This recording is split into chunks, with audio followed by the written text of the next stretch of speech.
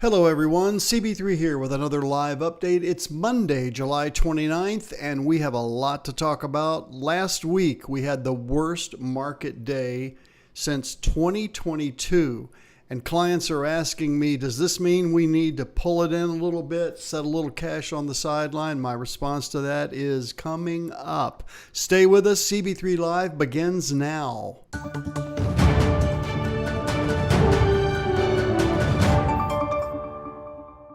So why am I not concerned about last week's pullback? Well, first of all, it didn't hold. As you know, Friday we had a very strong update. Year to date in CG, we're up 24.6%, GI 12%, DS about 11%. The market has to have a cooling off period every so often, or else it just keeps going up and up and up. And as that happens, there's no one to sell. Okay, when you have nothing but buyers, that's when the high of the market is, because there's no one to sell to. So that's how the market works. And the same thing on the bottom side. When things are just agony in the streets and blood pouring out everywhere, to use Warren Buffett's metaphor, when the very last seller has sold, there's nothing but buyers. And we're not at either extreme right now, but the point being is that there's plenty of upside potential still there in the markets. And so that's why we continue to invest. So here's what I'm looking at this week ahead. So the Federal Reserve's policy meeting is July 30 and 31st. They're widely expected to hold interest rates steady. The range is 5.25 to 5.5. It's been that for many months now. However, I think investors and I certainly are going to be watching Chair Powell's press conference for any hints on the future rate cuts. I do think that there is a possibility there'll be one in September. There's possibly one in November, but that'll be after the election. So it's really the September rate cut that everybody's concerned about or keying in on. But more importantly, this week ahead, we have a colossal string of earnings reports. Microsoft and Alphabet, that would be Google, report on Tuesday.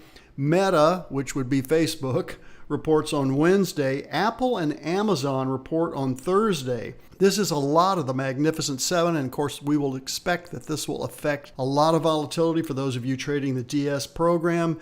But again, it's just business as usual. They're going to report earnings. Most of them will probably do well. Some of them might. We will see when the earnings come out how it looks.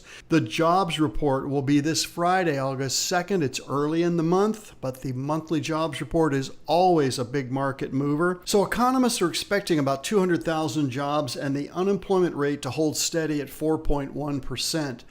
I think we could see a little bump in that to 4.2, and that would indicate that the Fed's tightening is continuing to work, and that at some point relatively soon, like September, we could expect to see our first rate cut in well over a year. And of course, that's what the market wants to see, and that's what the Biden-Harris administration wants to see, because people remember rate cuts more than they remember rate increases. Certainly the first rate cut would indicate that the Fed's posture is going to start softening, but I don't see that that is a given.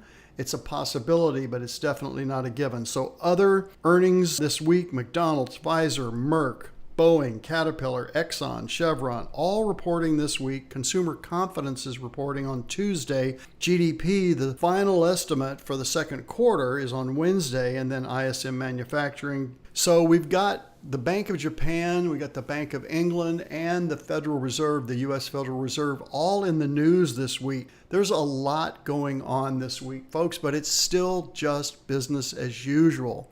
All of our programs had a really good last week as far as comparing the benchmark S&P 500 to how CG is doing. We're back almost to 1,000 basis points better in CG. Those of you that have been tracking that this year, every one of our clients has a CG account, and most have a GI and some have a DS. So follow what's going on in my weekly updates so that you know how your portfolios are doing, where the concerns are that I see, and what to watch out for. And then when you watch the monthly show, which is the second Thursday of every month, you'll get more detailed data at that time. But the combination of the Fed's decision, big tech earnings, of course the Mag 7, as I mentioned earlier, jobs data, make this a potential pivotal week, a literal pivotal week as to what's going to happen in the market's direction for the rest of the summer. I think investors, and I'm among them, will be looking for signs of continued economic resilience, meaning the market participants are still willing to buy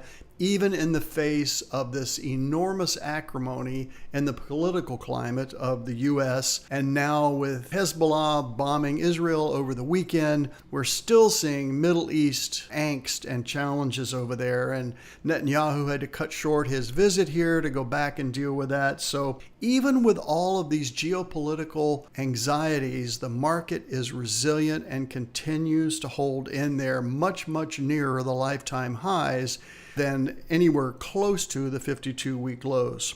Okay, so the market's getting ready to open as I finish this. The Dow up 100, S&P up 18, NASDAQ up 120.